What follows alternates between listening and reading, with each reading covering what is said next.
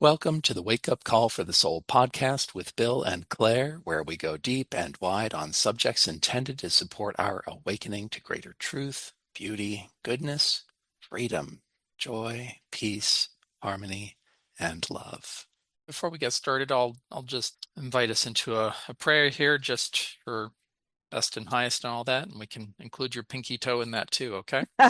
Sounds good. All right. Ah, oh, beloved Source, thank you for this opportunity for us to converse, to catch up, maybe to talk about some things, possibly of some maybe reality and substance. So I invite you into our midst. I invite all of those beings who live and work in harmony with you into this space as well to support us individually and collectively, to support our conversation, and also to support healing for all of those parts and aspects of ourselves that are calling out for healing, even the tiniest little parts of ourselves. Mm. Thank you for your love, your light, your guidance, all of these blessings and gifts that are available. Help us to be open and receptive to these things as we continue our journeys of releasing those things that are not true, that are not ultimately real, whether these things be about ourselves, others, the world, the vastness of your cosmos. So thank you. Thank you for this protection, this light around us as we speak, and may it also be available for all who listen in on any pieces or parts of this conversation that may find their way out into the wider world. So thank you, thank you, thank you, each and all of our relations. And it is done. I Ah, like that. what's that? I liked that. Yeah. Oh, yeah, people will say that I hear it all the time. They're dealing with something like a broken pinky toe, and they'll say, "Oh, I'm not gonna bother God with that." It's like, like kind of God source is infinite, so there's um no limitations. God isn't like a human being who gets annoyed. Yeah. Source is happy and willing to help with everything down to the tiniest, minutest little detail, and also with the big stuff too. I mean, when it comes to Source, what is size, right? I mean, we have these mental ideas of greatness or smallness or whatever that don't apply to Source of all of isness. So yeah, I'll hear that kind of stuff all the time. Oh, I don't want to bother God with that. It's like, and what led you to believe that God is like a person, like a human being Mm. on this planet with a limited consciousness? Hmm. Where did you get that very interesting idea? Well. Maybe from other people. I don't know. And I'm not making any claims for you. It's just, your situation just brought up for me these kinds of thoughts about how people have these interesting projections that they put onto divinity and think that Yeah. somehow they're dealing with reality. It's like, no, you're dealing with a projection of your own limited ways of thinking, and trying to project that onto something that has none of those issues or limitations. Yeah. Yeah, Hmm. definitely. Yeah. So I mean, it's been a while since we chatted. I mean, has there been anything coming up for you in your world lately? I don't know. I've been noticing, I mean, for me in my life, I've been having an increase of stress because I'm heading back to my university soon. Mm, So I've been kind of dealing with a lot of just anxiety and feeling a little bit almost apathetic. Like I feel like I should be excited. mm, But instead I just feel very unmotivated, nervous. So I'm trying to get in the right headspace before I go back. And I don't know, like as far as anything like cool, I went and I saw my grandpa recently, and I really felt like my grandma was there, and I had this really strong sense that I could feel her.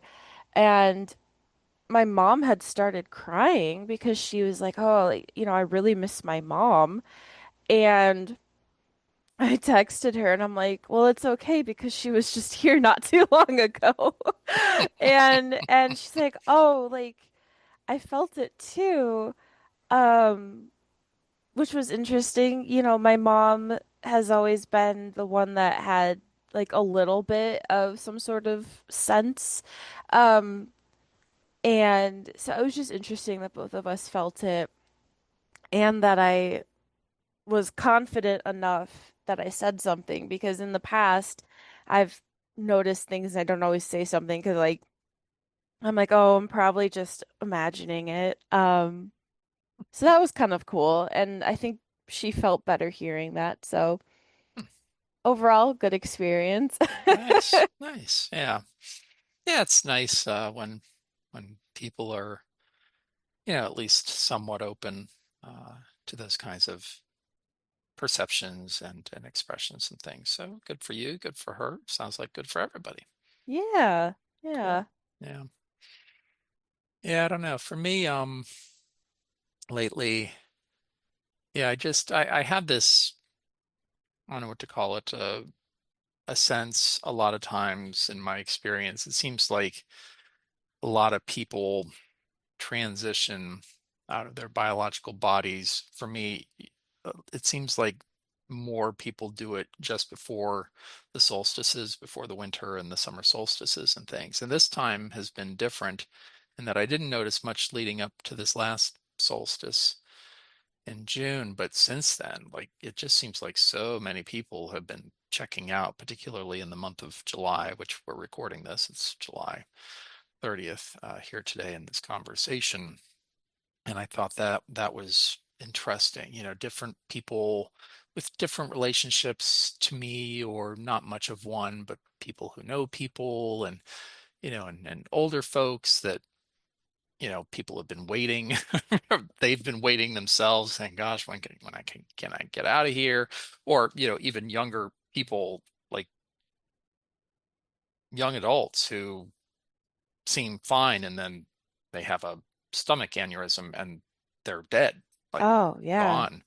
Uh, yeah, so just a wide range of people, uh, whatever you want to call it, transitioning, dying, checking out. Yeah, so that's been kind of interesting. And I think, I mean, in prior conversations, we've talked somewhat about that kind of stuff. So I didn't know if there was anything new or different there to discuss. I think you said that there had been some people in your world who had transitioned to possibly some unexpectedly, huh? Yeah, there was one and it was we knew it was gonna happen at some point. It just happened really, really fast. And I felt bad. And it just kind of was shocking because I was planning on making something for them and then they passed away and I was like, "Oh, but now what do I do?" Because now I have to be there for the loved ones and everything and I don't know, I feel guilty sometimes that I can't always help with the pain that people feel when they deal with that. Um, but I don't know. I haven't been experiencing, luckily, knock on wood, like have not been experiencing a lot. But I do know some people that are unfortunately they're terminal with their diagnoses. And so I've been trying to kind of steel myself, be prepared for that. Um, but didn't I feel like you mentioned maybe last time we talked something about July? You said it was gonna be like interesting or something. And I don't remember what that was in reference to, if it was astrology or something. Um, but does that have anything to do with this? Like, was that related at all? Yeah, that's a good question. Yeah, I believe the word that I used, which I've gotten from a friend of mine is spicy, and Ah. yeah, and so I think yeah, for me the spiciness has a lot to do with the intensification of the energies on the planet, and I think we've talked about this somewhat before. Yeah, that Source is pouring all of these, I'll use the word divine rays onto the planet, onto humankind. It's been going on for a while, and it kind of comes and goes in sort of waves as things continue to be calibrated, because source is always responding to what we're doing. So depending on how humanity responds to what source is offering, then source adjusts what source is making available to people. And so in these energies, there's lots of intensifications. And my sense of it is that these energies are amplifying pretty much everything. Uh, they are stimulating nervous systems in particular ways. So, for example, if someone is experiencing depression, there's a good chance that they're going to feel even more depressed than they normally do. Or if they're experiencing anxiety, that they're going to feel even more anxious than they typically do. And and I think that these energies are helping some people to transition in their own way through these kinds of amplifications to help them make their choices to say, you know what, now's a good time. Or, Hmm. you know what, no, I really want to stick around. So I'm going to double down on seeing if I can stick around a while longer in terms of this kind of transition to spirit checking out kind of dynamic. So, and I think for me this month, I mean, the spiciness has been in quite a few people uh, transitioning, at least from my limited perspective, and and the heat on the Hmm. North American continent, at least from my own limited perspective. I mean, I've been around here for 50 some years on this planet, and I've never experienced a summer like this. And I've lived Right. in the uh, Midwest, northeastern United States my entire life, and I've never seen anything like this in terms of the heat, the humidity, the persistence of it, the rain, flooding, these kinds of things. So, um, looking back at, yeah, whenever I had mentioned the spiciness coming up, which was probably around the end of June, I'm guessing, and for July, I feel that July has met somewhat my expectation of spiciness, I guess, um, for this month. And I mean, also, I think that there's been some things, uh, yeah, going on politically that were sort of unexpected as well, at least in the United States, that probably qualify as spicy too. So, yeah, I guess, I mean, in retrospect, July appears to have been decently spicy. Not like defibrillator spicy. I have some hot sauces that have that as a designation on them. Uh, but something in the mid spice range, maybe. Yeah, Okay. I don't know. Yeah. That's Yeah. Bill's Yeah. take. I mean, there's no objective anything to any of Yeah. that. So your July, what was it on the spice scale for you? For me, oh boy. It was up and down. It was very up and down. There were definitely some really unexpected moments, that were very spicy.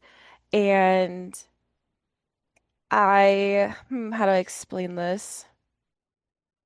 I don't know. There were moments that I felt really angry. And I'm not typically an angry person, but it was because of the things that happened. And I was trying to honor my own anger because I feel like a lot of times I don't. Mm. So that was an interesting experience. But I mean, other than that, I feel like it went pretty well. Um, yeah, not too Yeah. bad. But I know with you were talking about people transitioning, passing on. Has there been any like really strong feelings about that? I know that that might have been a topic that we wanted to talk Mm. about. Yeah, no, it's interesting. Um, to be honest, I haven't, for myself anyways, I haven't experienced a lot of feelings about it.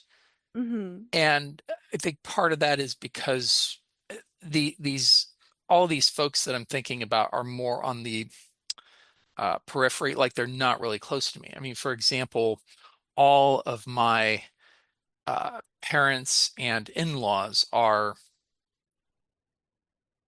in bodies. They're alive on the planet right now. And I mean, they're each of them, a lot of them are facing their own kinds of challenges and things like that, either more minor or more significant health challenges, things like that. But yeah, it's interesting. None of them, I mean, they're all here, which is kind of amazing to me that Yeah. both my parents, both my wife's parents, all of us kids and all of our kids, like we're all still here. And I don't know how much longer that's going to last. I don't know. I'm kind of amazed that it's lasted as long as it has. And so maybe there's a purpose to that. Maybe it's just what it is. I don't know.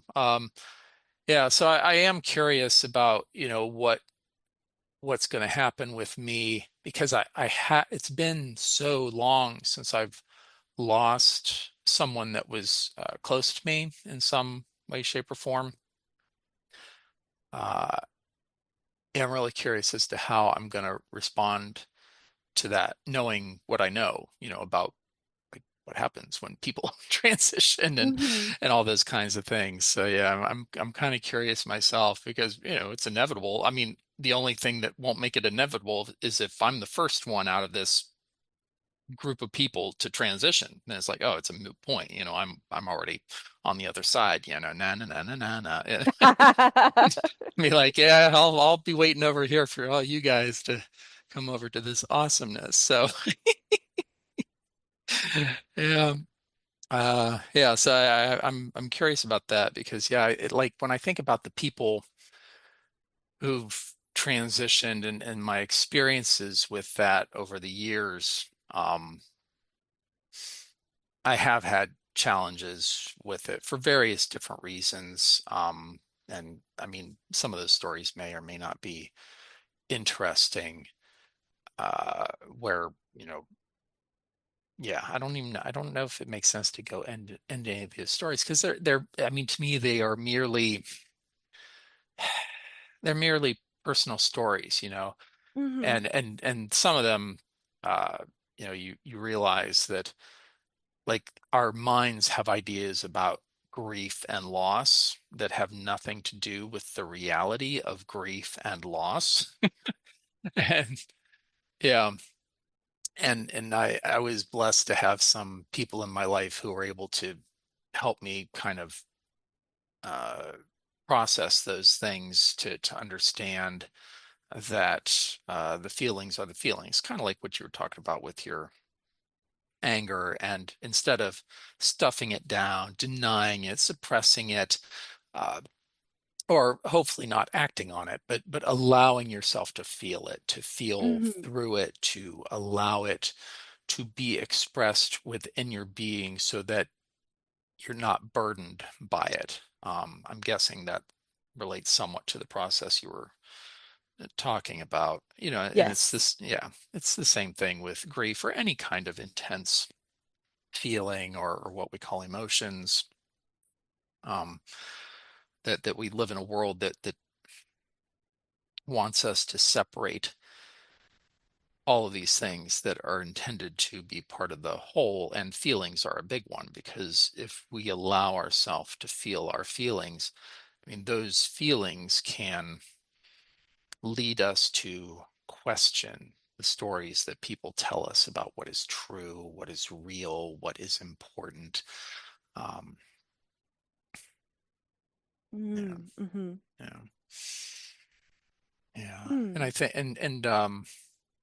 yeah, I think so much of this world that our species has fabricated, it's really terrified of genuine feelings, because those things, they can't be controlled and dominated when they come from deep inside of us. I'm not talking about things that people copy from each other, but these deeper feelings, perceptions, emotions, sensations that have to do with being a human being.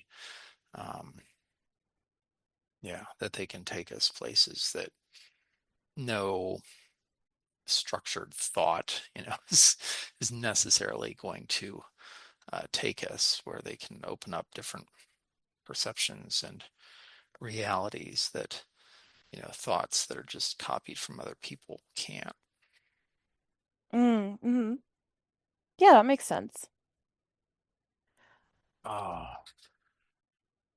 yeah. Mm. So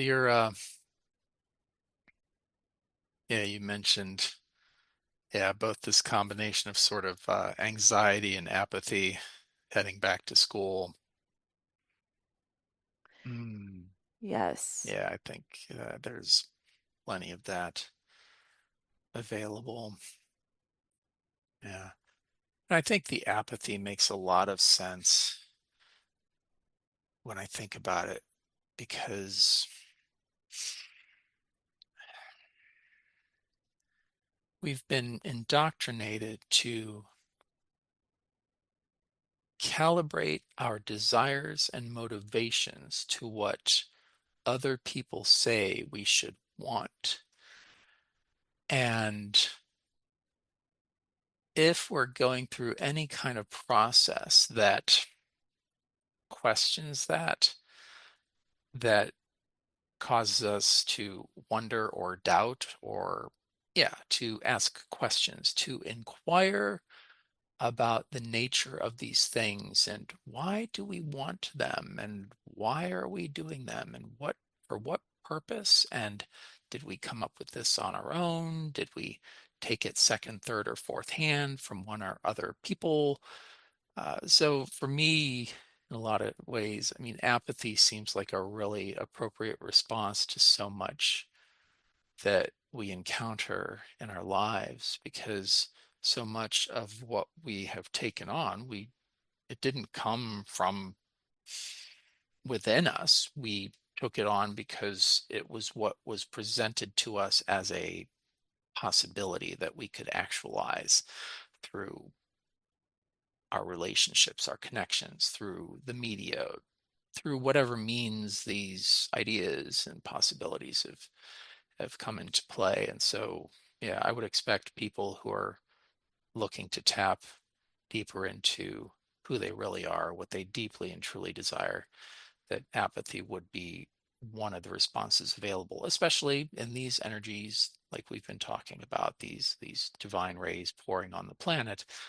That part of what could be intensified is helping us to perceive the difference between doing things because that's what I'm supposed to do, as opposed to doing things because I deeply desire to do or be those things.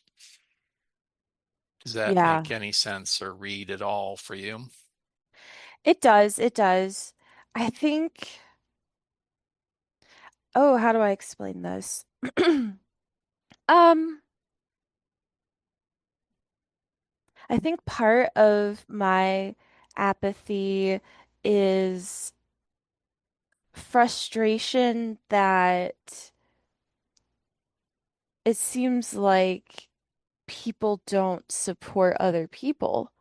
Um, and I think, heading into my program, I know that it kind of has felt like they've thrown us in and they're just like, all right, figure it out. Um, we're they say like, oh, we're here to support you, but also like don't reach out to us because this is your responsibility to figure out. Um, and just knowing what I know about how the program runs and everything, I think I'm frustrated. I'm like, why are we not helping each other? Like, um, and so I think it almost makes me feel like, well, then why should I care? And I don't like feeling that way. But it's been a feeling that's coming up for me, and I don't know if there's really anything spiritual about that feeling. I think it's just kind of a frustration that I have, and um, I also just I this is maybe the little bit of the rebel side of me, but I hate or I really just dislike the conformity that I have to engage in with this program and having to always please people and just I don't know. I don't even know how to explain it. Uh I feel like I have to fake like this whole personality almost. And I don't love that. And I know I'm nervous about meeting like-minded people. Um and fitting in and just everything kind of involved with that. And again, I don't know if there's really a spiritual element to all of that. That's my own stuff, but yeah. And I mean, it makes sense like what you were saying too. There's a little bit of that definitely. Um, but I guess that's kind of it for me. Mhm. Hmm. Yeah. So for me, everything is spiritual. Mm, I don't know if we've talked about that yet, but that's that's my reality. It's my world. It's how I see everything. Because for me, spirituality, it's all about this fundamental unity, harmony, connection, relationship, and how that is opposed to the fabricated world, the world that our species has decided to make up, which prioritizes separation, pain, cost, death, all of these awful, awful, awful things. Um, so, when you're talking about everything going on that way, I mean, everything is screaming at me. Everything you're talking about is deeply spiritual. I mean, you talked about um, people not supporting other people, and I didn't understand what you meant at first. I mean, except in a general sense. Um, you even call it the program, which I mean, that's what we call these things, right? They are programs, and this program appears to be running some really interesting programs within it, programs that somehow are in their own ways discouraging people from being who they are, not really recognizing these things, saying figure it out on your own. But oh, while you're doing that, don't get creative. Make sure that you conform to what we're doing. yes. So, uh, that's what I find. It's one of the things that's so fascinating about my experience, and I think a lot of ours. I think you're pointing to it. This experience of the fake world, the fabricated world, the human condition, whatever we want to call it. That we have these ideas like, oh, we want you to be an individual. Well, but only within this prescribed framework. Yes. Okay. Yeah, if you go outside of the bounds of the box that we have given you that says this is okay, then we've got a problem. You are a problem. Hmm. I'm now thinking of the scene from The Matrix. I just watched the original Matrix movie, or not actually. I didn't watch the whole thing. I just watched kind of the beginning part. That's my favorite part, where it's early on. Neo has just met Trinity and everything he sleeps in. He's in the office of Mr. Reinhardt at Metacortex, the software company that he works for. And Mr. Reinhardt says, uh, if an employee has a problem, you know, the company has a problem. But it's not in a helpful way of like, oh my gosh, you have a problem. How can we help? No, it's like, no, you're the problem and Yes. you need to get with our program. Otherwise, you're going to find yourself looking for a new job. Ha ha ha ha ha. Yeah. So no, I mean, everything I heard you describe to me is inherently spiritual. I mean, because you're talking about things like authenticity. I mean, I think these people want or need me to be fake, and I'm really sick of that. So, what does that mean? How do I respond to that? I mean, trying to be who we're not, it's hard to imagine much that's much more stressful than that, right? I mean, if we're constantly in this performative mode of, these people are my audience and I have to put on a show so that they think I'm such and so forth in order to fit into the program. Yeah, yeah, your apathy seems completely appropriate as a spiritual response to your deeply felt spiritual experience of everything that you were talking about. Mm. Yeah. Well, I mean, I'm glad to hear that you get it then. Yeah, I've been around a while, Um, and what yeah, so I feel like most of my existence, I have been trying to pass as a so-called typical person. Hmm. And I mean, I know I still play these games, and it's not always easy to discern within the moment what makes the most sense. I'm not going to claim to have this figured out or anything. I mean, but the further I go along, I mean, the more and more interested I am in being who I am, giving other people the space, the allowance, the freedom to be whoever it is they are. Yeah. Because I mean, Mm. how can I expect that kind of freedom, that allowance, that expression of my unique beingness if I'm not willing to give it to others? Mm. Just kind of makes Right. sense. Right. So if I'm going to go around judging other people for being whatever, then I'm kind of off the mark, right? Is then I should expect Yeah. the law of attraction. I should expect plenty of judgment to come back on me. So yeah, yeah. Hmm. So to allow other people to have that. And even if their expressions are that they desire to be a cog in a machine or a line of code within a program, pick your metaphor, that then, it's really not even my place to judge that either.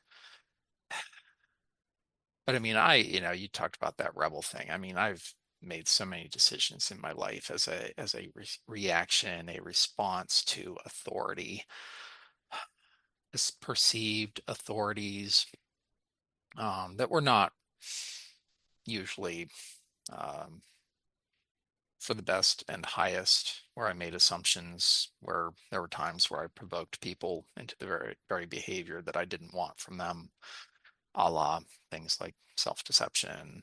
So yeah, it's the human condition. It's a really mixed bag. Hmm. Yeah. Hmm. Yeah. Yeah, and I remember there were times in school where there were there were policies that were communicated to me that I literally rebelled against. I mean, I wrote letters to every single faculty member in a department about a ridiculous policy that was inherently contradictory and everything. And I got my way because they realized how ridiculous it was. But of course, they didn't want word to get out that I'd gotten my way on this thing, because if I got my way, then that would mean everyone else could get their way. So I Oh, kept quiet. Um, I got my way, and other things where, I published articles to the school newspaper when they were doing things that seemed shady and stuff like that.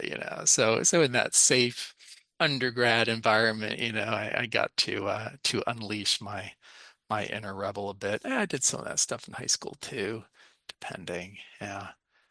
Did some in the working world, but it's they make it harder. I made it harder in my own mind when it's like, oh, like, these people could actually decide, whether I get paid or not, or whether I have a job or not. And so we've kind of set up the whole world in order to make it really hard for people to feel free to ask what I call dumb questions, like, am I crazy, or are you trying to manipulate me? Like dumb right. questions like, wait, are you telling me the truth? Because I really feel like you're lying to me. Yeah. Hmm. um, are you really being authentic with me? Because you just seem to be coming off really fake. I mean, like, I have all these questions that throughout my entire life I that would come up, and I almost never asked them because, one, I thought the answer was obvious, but I could have been wrong about that, right? And Yeah. two, I just kind of let things play along, even as in the back of my mind, I'm like, oh my gosh, this person is being so fake and they're trying to control me and manipulate me. And I hate that. And blah, blah, blah, blah, blah. So I just have this silent inner monologue going on while these things are happening. And then I would do whatever I could to blow whatever up or whatever, you know, to deal with these situations as opposed to calling people out in real time. So that's one of the things I'm working on, is saying stupid things, asking stupid questions, from the comfort of my privilege to see, if I can shake anything up. Yeah. Yeah. It's Huh. tougher to do that stuff, when you're part of a program that Yeah. where there are people who have, if you have a desire to become such and such type of professional and you're in this program. I mean, and isn't it funny though? Because I mean, you're paying money for this program, so they can't exist without you. And yet they have all of this, what do you want to call it? Control, authority to play a particular game that, I mean, it's clear to me based on what you said, like that does not sound like a fun game. I mean, a much more fun game is the one that I hear you proposing, which is, hey, let's all kind of work together and help each other out and ask questions and be curious and come together kind of as a group, as a community, which, by the way, is inherently spiritual because it's about connection and relationship, as opposed to, oh, we're in competition with each other, or you need to just figure it out on your own because that's how it works. It's like, no, people learn in community, they don't learn in isolation. All of our learning comes in community, even when we're reading a book. That book is connected to an individual who's connected to one or more communities. Like there's no way around it. And so, I mean, what I hear you describing is this doubling down on this illusion of separation in the interest of fear, power, control. I don't know. I'm open to your thoughts and reflections on all of that, or something out of left field. That's interesting. I was gonna say something, it just flew out of my brain. Oh, I know. Happens to me all the time. Like I said, I'm feeling weird. So Yeah. welcome to the Oh club. man. It's all good. I think my little toe is distracting me too. Ah. Do you have any ice on it? No, I should, but Mm, we we had to we had to throw out our ice Mm, because apparently it was tasting like salsa, so we're making more. mm, okay. Um, Yeah, that happens. yeah. I'm trying to See, think. and you said that July wasn't spicy. Give Oh, me a break. It's maybe so the ice spicy. It's was. so spicy that your ice tastes like salsa. I mean, come on. Gosh, you were holding out on me. Oh man. Yeah. Um, hmm. I'm trying to think what's Hmm. coming up for me. I mean, it's the irony of the situation that we put ourselves in. I mean, you could look at it from any standpoint. It's like, oh, I'm a taxpayer. I pay money for the schools that go to that then my child goes to that indoctrinate him into all kinds of things that I don't agree with. But given the structure of society, I'm just not set up to do homeschooling the way that I'd like to, where we promote unity and harmony and community over opposed this false community that we call school and things. So it just Right. the irony of it, the insanity of it, when you take a step back, it's like, oh my God, what are we doing? What are we doing? Yeah, definitely. I really had a hard time in grade school. Um, I went to a very, very small school and they just ran it so poorly. And I'm still trying to unlearn a lot of messages that I Mm, was taught. And there's part of me that's so angry about it. Just the so early on, the things that they were putting in my head and mm, even just the way that we were treated. Um, and I felt like it stifled me. I feel like it just put so many ideas in my head that have affected me. Um, it really did not tolerate authenticity or even like emotions, strong emotions or opinions. mm. That was really hard to deal with. And then not to mention the bullying that I experienced on top of that from both students and certain faculty. It was really rough. So it always makes me think like, oh gosh, like what would it have been like if I had been pulled out of school and been homeschooled, because there's things to think about with that as well. Um, but it's hard because that's one of the first I guess the programs that get put in your mind and it happens so soon and I just don't like that. Well, it sounds to me you're experiencing exactly in this program what you experienced in grade school. A bit. Yeah. Yeah. It looks different, right? Yeah. It's got more polish to it. Yes. Right. So it's got the veneer of civility and intellect and all of that Hmm. bologna sandwich stuff. Yeah, but it's the same thing. It's just dressed up nicer, Right. right? Right. Yeah, Right. Yeah. definitely. And now it's all about like, oh, we just want you all to be responsible and to take control of your future, but also don't ask us questions. But if you get it wrong, it's a big deal. Like it kind of feels like when you go to do your taxes and they're like, we're not going to tell you how much you owe, but like if you get it wrong, you're in trouble. Like that's really what it Hmm. feels like kind of with this. Yeah. Yeah. It's Yeah. oppressive. It's controlling. Hmm. It's dark. I mean, Yeah. it just is. Um, Yeah. yeah. Now I'll be curious, as you navigate uh the next few months. I'll be curious to hear follow-up reports on how you decide to deal with those things. It's tough, Yeah. but it is possible. You don't have to follow the program perfectly. Hmm.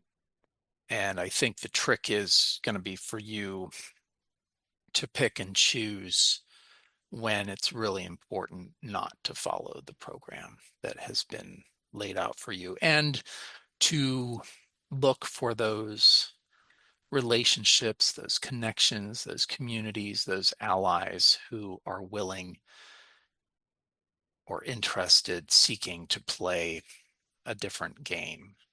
I mean, you can't be the only one, Right. right? I mean, Right. there's gotta be even one other person is like, what are we doing?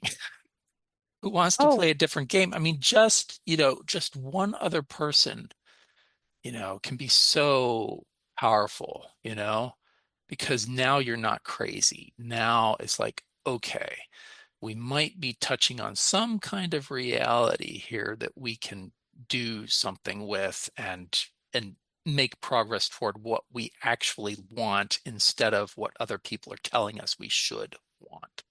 right. Yeah. Oh man. That's the hope. It's always, I'm always trying to find people that are like-minded. That's kind of, you know, when I was talking about this July and things that were making me angry and just like the up and down, one of the big things was realizing that I'm headed in a completely different direction than one of my friends, and that we're really not that compatible as friends anymore. And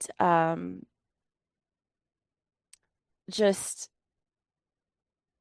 I don't know, it makes me feel certain ways. It's like I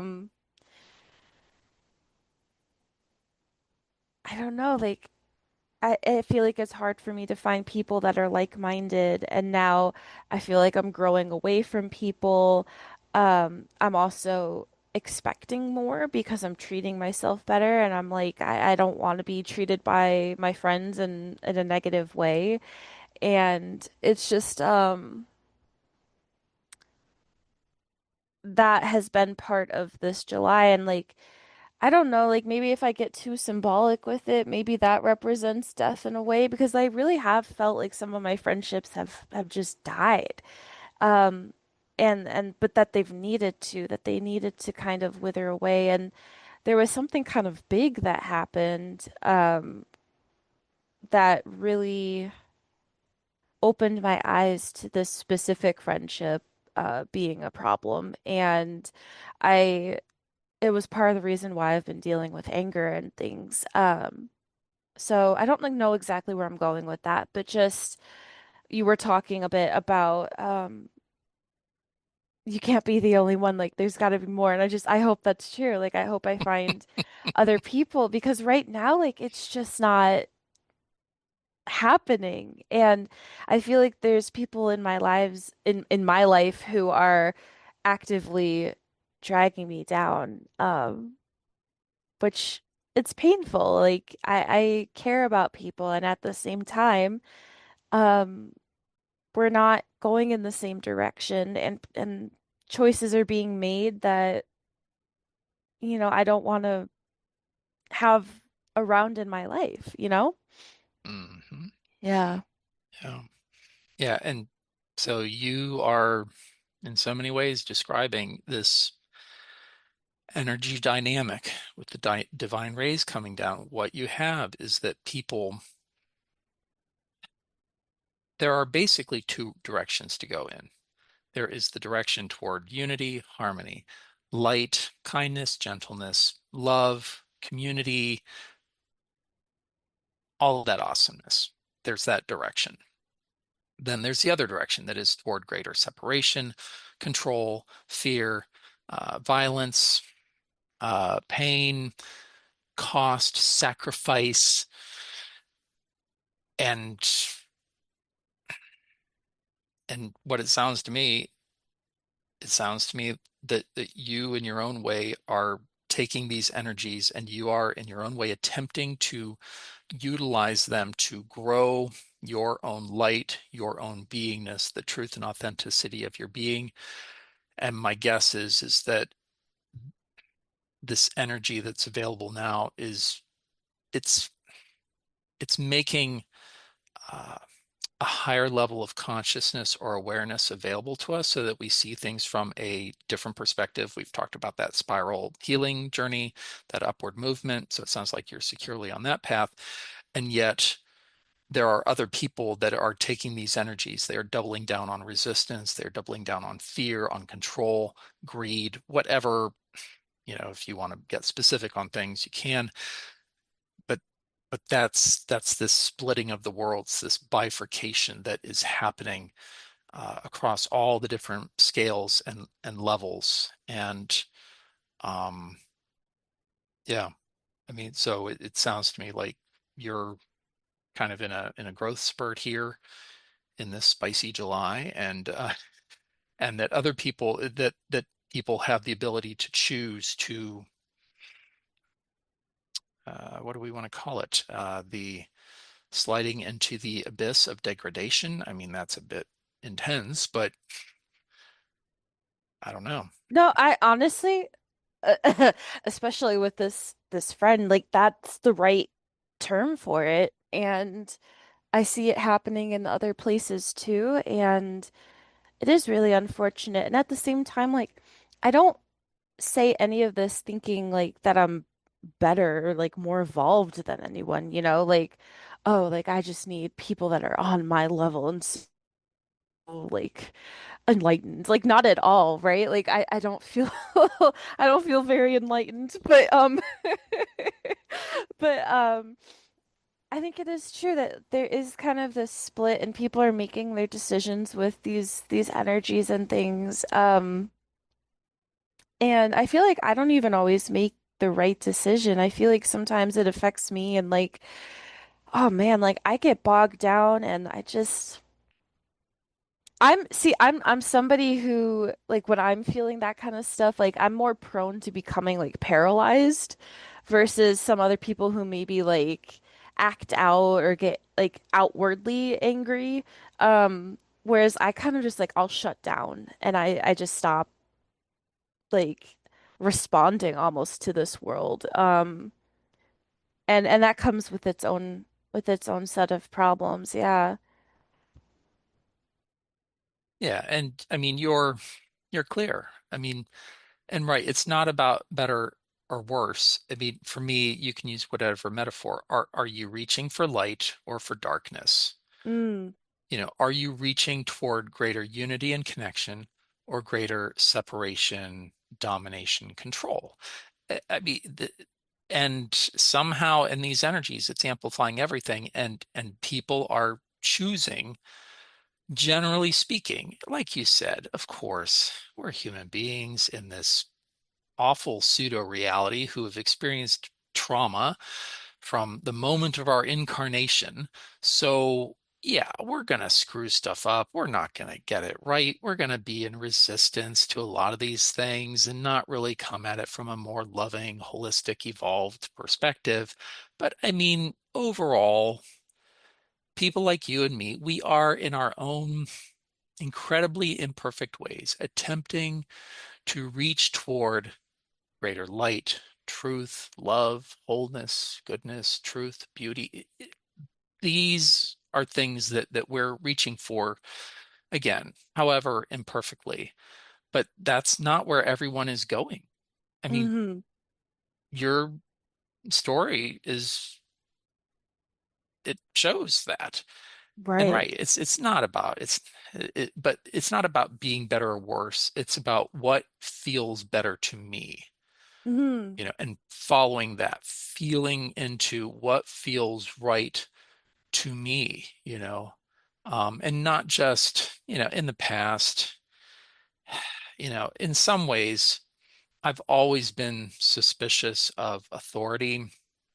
Um, I've always been pretty resistant to authority beyond the level of suspicion. And I'm in my own way seeking to not be reactive, but to get more curious and inquisitive, to ask, again, I don't know what else to call these things, dumb questions or ignorant inquiries, something that in the past I wouldn't do to really ask things of these individuals that I encounter who are in authority or in charge of a program or whatever, or who are agents of the system, to really be like, is this what you're doing? Like, is this the game you want to play? Right. Um, you know, and I feel like, the spiciness of July, it's not going anywhere. I'm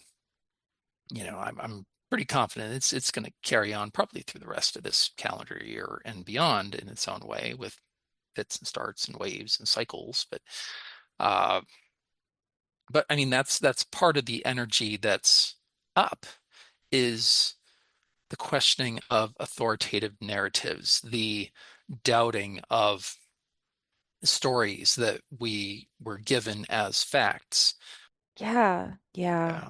So, so something tells me that one way or another, in this coming semester, not to increase your anxiety or anything, but you're going to find yourself presented with moments of opportunity, and you will choose to do what you do with those, and Yeah.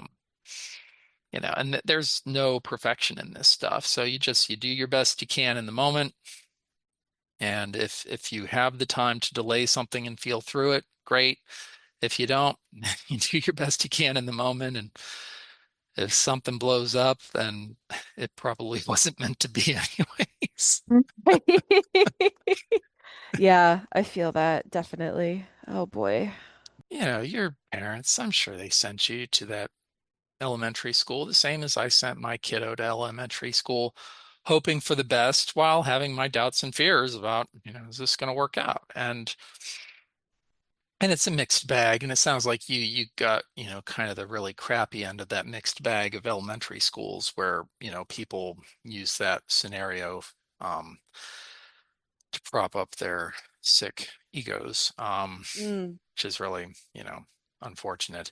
But yeah, no, I mean that's a yeah, it's a particular kind of trauma, right? Like, you're going into a system, a program that everyone is like, oh, this is for the kids' benefit. It's like, no, this is actually for the benefit of the system and the program, which is to tell people that, they're not good enough, and that they need to be controlled, and that there's something inherently wrong with them, and they need to be fixed, or they need to fix it themselves, and they need to, stop acting out because of the pain we're inflicting on them. I mean, that's what Oh I heard you yeah. say in that program. Like, that was your grade school experience, and I'm sorry for that. And gosh, I wish I could be like, oh man, I'm sure you're the only one. Well, obviously, no, your classmates experienced it. And how many other grade schools are there on the planet that, are being run and operated by sadistic people?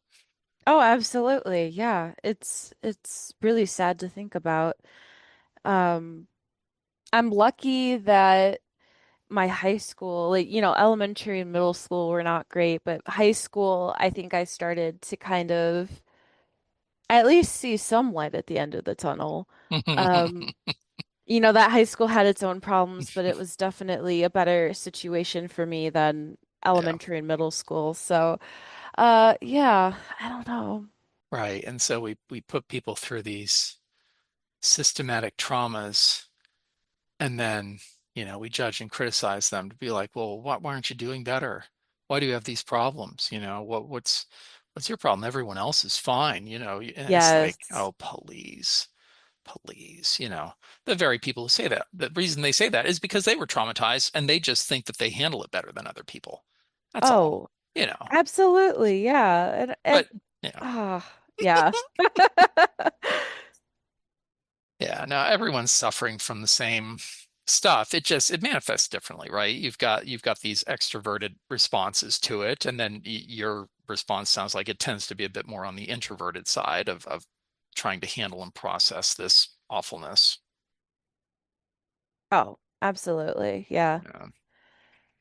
Yeah. Mhm.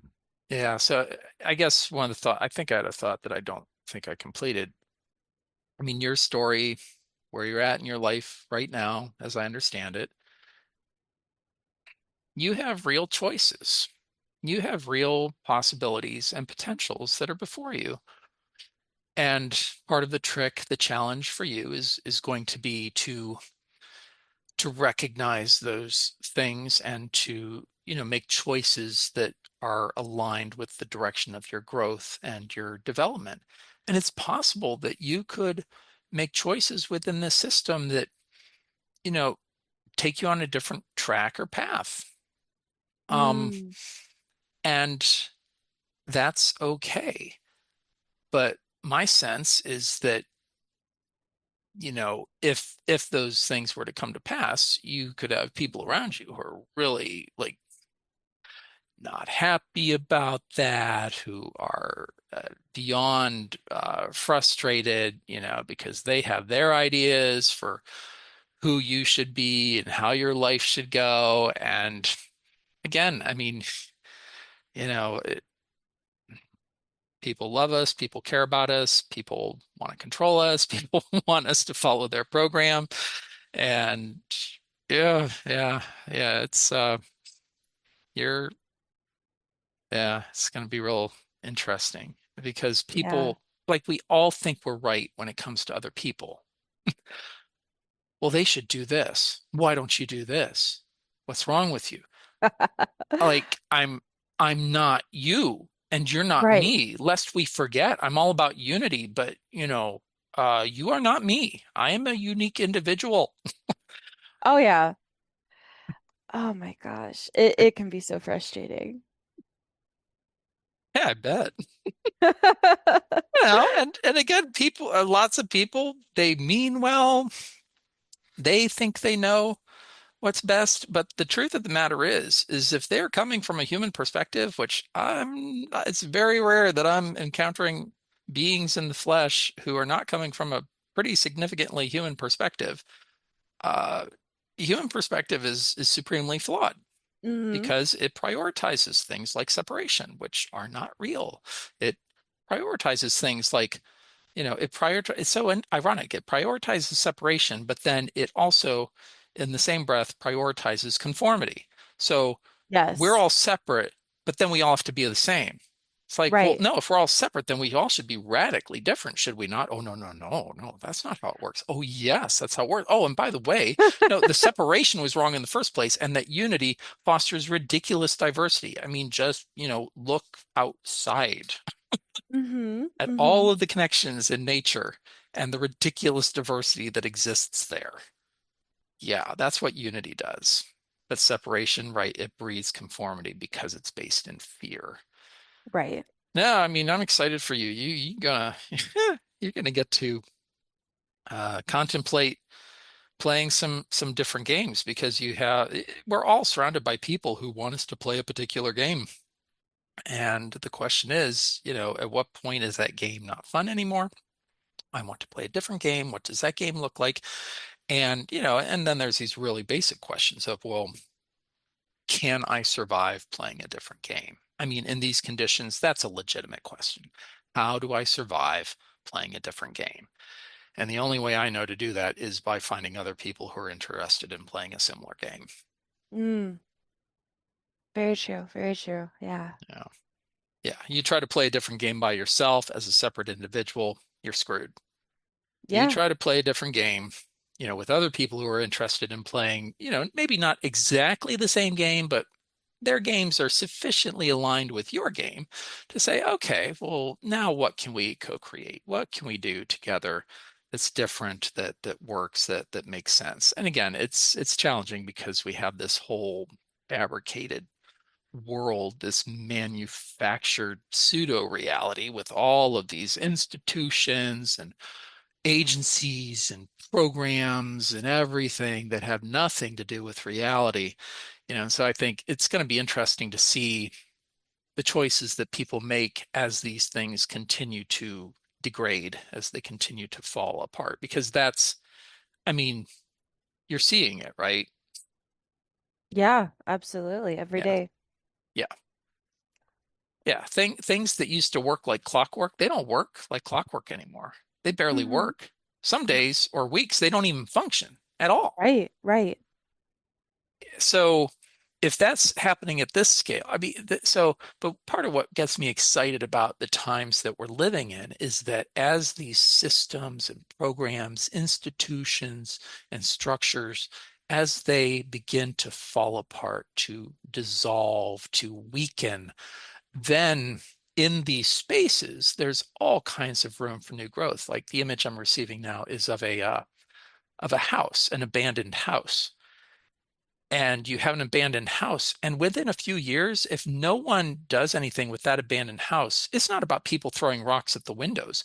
You'll have a tree growing up through the living room, right? I mean, if there's no one there to maintain the roof, the water gets in, plants and seeds and animals and stuff, that house becomes a part of the forest in a matter of a few years. It doesn't take anything for that to happen. I mean, that's just nature doing its thing. And so when I see these structures crumbling, I see gaps. I see spaces where light can come in. I see places where people can now grow in soil that is exposed, that was completely covered over by concrete. The concrete is cracking. Weeds are coming up. We're the weeds. Woohoo! We get to be weeds. Do you want to be a dandelion, or, do you want to be, I don't know, like a plantain, or whatever all these weeds are called. Yeah. So anyway, so yeah, I'm excited. I'm excited to see what happens as space is created where there was literally no space for life to exist. Oh boy, we're almost at that time. About a minute and a Yeah, and I half. gotta go ice my toe. Oh, okay. Yeah, but yeah, well, yeah, no, I'm sure your toe will be awesome, hopefully in the not too distant future, and hopefully it doesn't cause you too much of that whole hobbling thing and everything. Right? I hope not. Oh boy. But I mean, well, one of my friends' questions, I mean, Elizabeth Trask, she has this question, like, what's right about this that I'm not getting? What's right about me that I'm not getting? So, that incident, that incident and the aftermath of it, has potential opportunities for learning, clarity, growth, for you to, not in terms of judgment or criticism or anything like that, but just to be like, what's here? What can I get out of this? And I'm guessing that's already part of your process and everything. But Mhm. yeah, yeah, there's opportunities there to be like, yeah, what good is this really? Yeah. Because there is good at it, not always easy to see, but thankfully it's the baby and not the big Yes. or some other phalange that's, deeply critical. Yeah. For sure. All right. So you got anything before we skedaddle? No, I think we've covered a good chunk of stuff today. Yeah.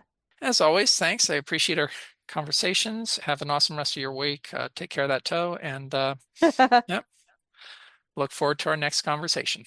Yeah, thank you so much. Bye-bye. All right, bye. Bye. Thank you so much for listening to this episode of Wake Up Call for the Soul with Bill and Claire. May we love ourselves and all more and more with each passing moment. We wish you the very best and highest. Until next time.